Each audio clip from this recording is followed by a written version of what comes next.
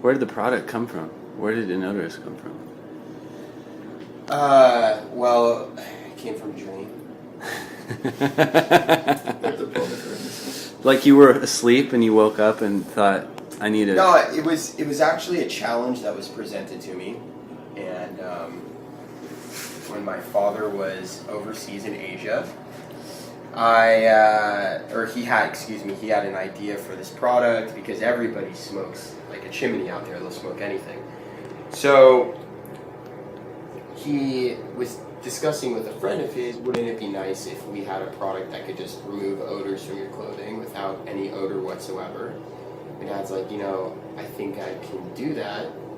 And he came back, and I was getting out of what I was doing at the time, and then out of nowhere, it came down to me being tasked with this monumental project of, okay, let's see how far you can take this, and started with reorganizing the company and figuring out, that's where you guys came in with helping me to build the infrastructure of the different websites that we're going to sell different things. And then with Inodorous, the product, it was my first thing with product design and kind of figuring it out and choosing a name for everything. And as you guys know, I had a name, had 3,000 bottles made. Can you say that name? I don't think you can you? I don't even think without getting sued. I don't even think I could say that name. I don't even think I would want to say that name. I killed that name. It felt like I was killing a kid.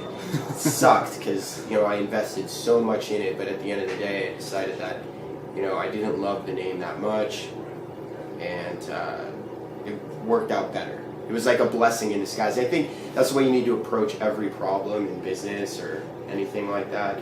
You're going to make a few mistakes along the way, but you know what? Whatever.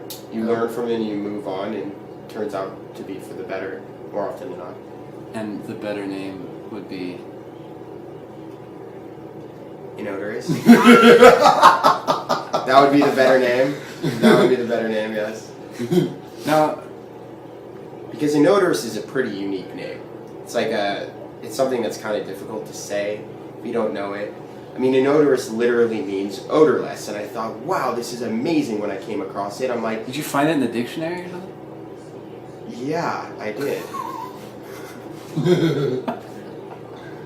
I did. Well, the product defines the name defines the product, and I thought that was a unique approach, but I knew that it was difficult. In the dictionary, which is good. I knew that it was difficult, yeah. I thought you made We're in up the that dictionary. word. You're already in the dictionary. No, I was toying. When I started off, I had 50 names on the wall, and I would go through and cross things off like, okay, these 40 suck. I knew that. And then I whittled it down to 2, and it was Inodorous and Odor Justice. And I decided that Inodorous was an amazing name for the product just because of the way I could see it kind of unfolding, and I really liked taking the approach of using a phonetic spelling and things of that nature, just to start the brand off and get that side of branding going, and that was just a cool look for the logo. And then Odor Justice I just thought was really funny.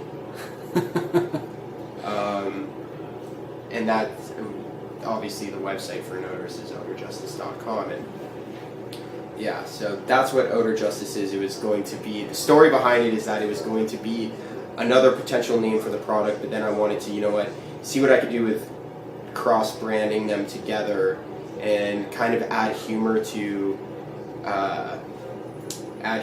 something that is normally taboo, such as odor. So,